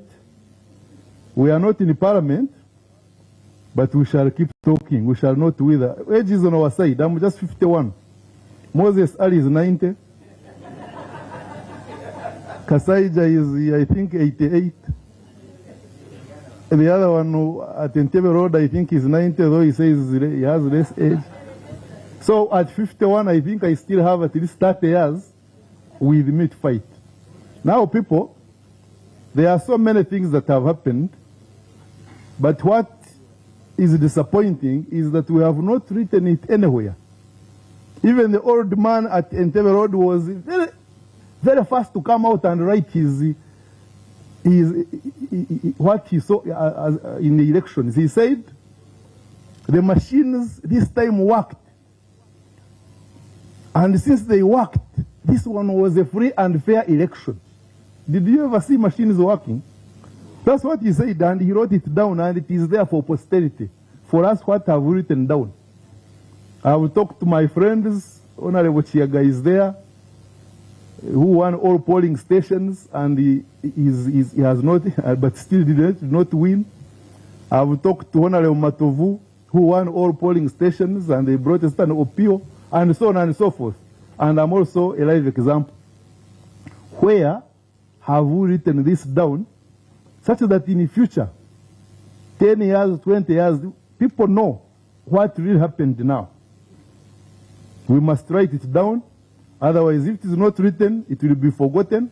And we shall give room to people who are saying that this was a free and fair election to have their history written down. Let us write this down. Finally, I want to appreciate the alternative budget. I have seen one thing that is very important in the area of health. I've been an advocate of non-communicable diseases prevention all my life. And I have seen it there. I want to thank you. The second thing I want to applaud is about the primary health care that you have put in this budget. When you go to Uganda Cancer Institute, 8 out of the 10 people who go there are either in stage 3 or 4. And to put it in perspective, if you have cancer of the prostate at stage 3 or 4, you have 1 year to live, or 2 years if you are lucky. But if you have stage 1 cancer of the prostate and they get it there and they arrest it, you can live for 20 years. But you can imagine 8 out of 10 of the patients who go to Uganda Cancer Institute are either in stage 3 or 4. So they are just going for palliative care. And out of those people who go to Uganda Cancer Institute, actually 80% die within 1 year. So primary health care is very important. I see that we must go back, do screening, do sensitization, training of health workers, such that these 8 out of 10 people who go to Uganda Cancer Institute in stage 3 and 4 can now be treated when they are still in stage 1. In fact, these are the ones who are lucky to come to Uganda Cancer Institute. There are so many Ugandans who are never lucky to even have transport to come to Kampala. I want to applaud you, and I think this should be I hope you can give the Ministry of the Shadow Cabinet Minister of Health, my friend Dr. Batua. I hope you can be the next minister again. Please, I'm robbing. Such that you can move this agenda of fighting non-communicable diseases and also making sure that primary health care is emphasized in our alternative budget. Congratulations once again. We shall keep fighting. We have not given up on you, but we hope that those people who have remained in Parliament can continue talking and fighting as we also aid you to move forward. I have said this for God and my country.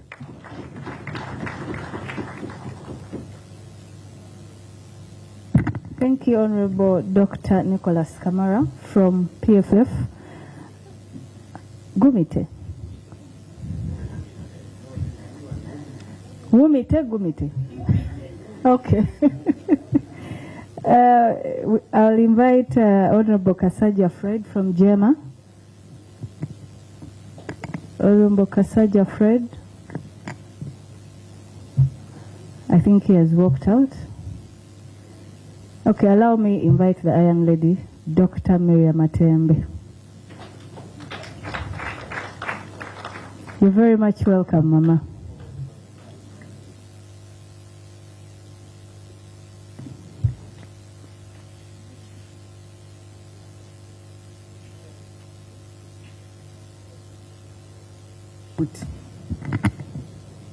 Praise the Lord. Amen. First of all, you mistress of ceremony, my title is senior citizen and a child of God. I am human, I don't see iron here with me. But I want to thank the Lord. The Lord is good. All the time He'll never abandon us. I want to thank the leader of opposition for really calling you here, calling us.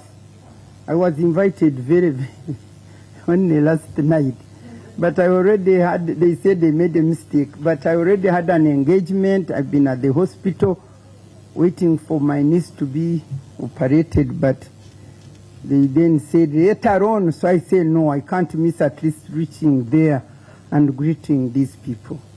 And when I came in, I found a whole, you know, usually it's not this full. Don't you agree with me? I was so amazed. I said things seem to be working, huh? Praise the Lord. You see me, when I stand here, for me, I give you a different message. Because when I don't apologize for talking about my God, because we need to know very well that the founders of this nation, Uganda, built it on God's foundation. Because you know what it says, for God and my country. And then when we go to the national anthem, they say we give our country into the hands of God. And I want to start by saying the problem which we are facing as we lament and cry. We broke the covenant.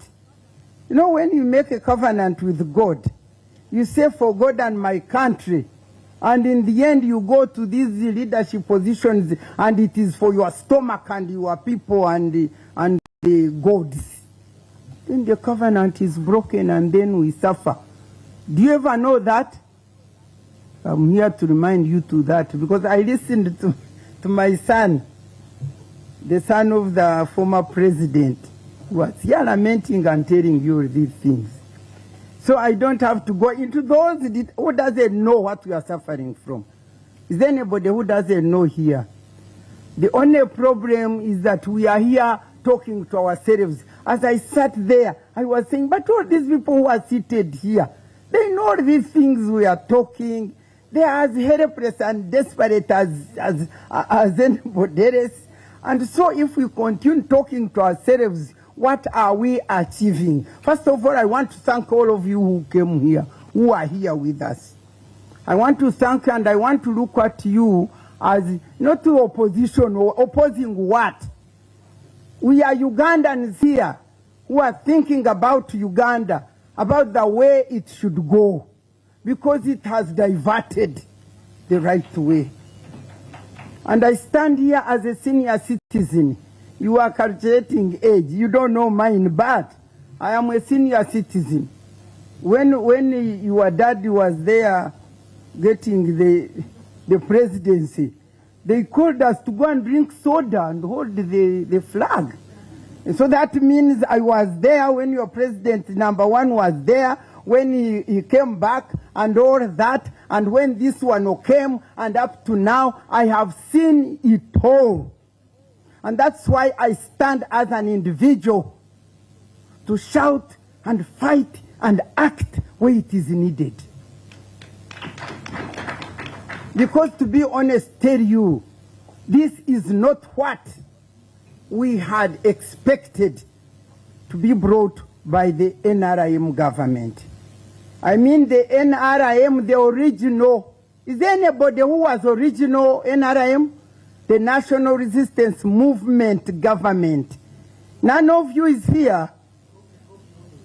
Eh? Copy.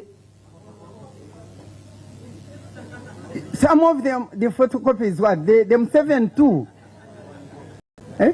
You know, in this country we had Obote 1 and Obote 2. And we had Museveni 1. Yes. Museveni 1 was 1986 to 2006. And then we get to Museveni 2. You don't know that. You need to know these truths. If you are really denying that Museveni 1 did nothing, then I don't agree with you. And I discard you entirely. Because me, I'm a person who speaks the truth and who gives credit where it is, where it must be given. In Museveni 1, apart from the northern region, which really suffered and suffered and suffered, and you know. But the rest of this country, you know where the Museveni 1 picked you from. But the point of removing the presidential term limit, the evil that befell to this land, which was caused by who? The members of parliament. That's why I say when I'm here talking to you, I'm not so sure, you members of parliament, whether I'm talking to the right people, because it depends on what do you got parliament to do. If the removal of the term limit never came to this country, we would be where we had wanted to be. We would be where we would have wanted to be. And that was not enough, then the removal of the age limit. And then we were done and finished. And me, I was seeing it. I was seeing it. And now here we are as Ugandans. All of us know we are like sheep without shepherd. Because all of us know that what drives people in leadership has nothing to do with the nation Uganda and its people. And so, I'm happy to be here, talk to you. But me, I would be happier to talk to Ugandans wherever they are. Because we cannot afford to surrender this nation completely to a family. We cannot. We cannot do this. We cannot live as prisoners in our own land. You people, I'm about to die. You have to redeem me. Because, for instance, when I saw that they got this, you call it foreigner what? The sovereignty bill. Stupid. You know, at times I want to contain myself and stop using these words. But I read with the NRI members of Parliament caucus has been accepted with the sovereignty bill. Is it sovereignty law? Surely. Why I'm happy, leader of opposition. I was saying, where shall I get this platform to shout and call upon Ugandans? And now you called me for the budget. For me, the budget, you can talk your budget, which I also saying, surely, what sort of budget is this? And when you say,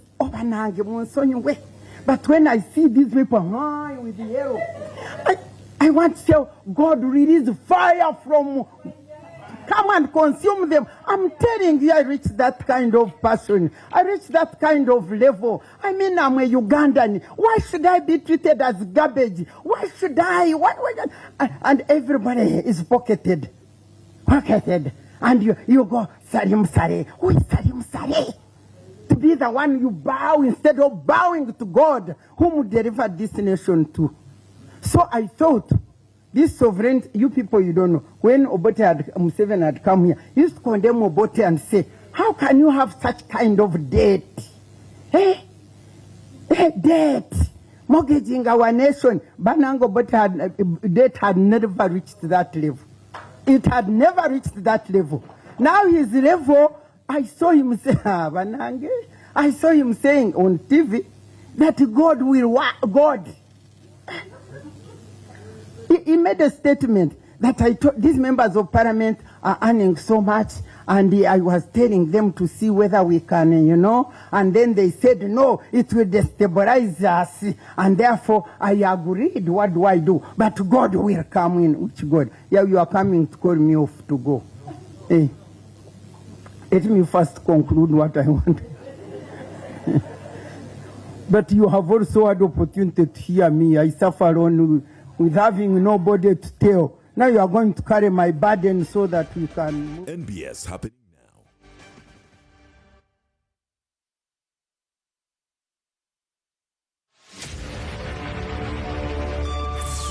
now. 99.9 UGFM. Today in the studio we have Girl Casita.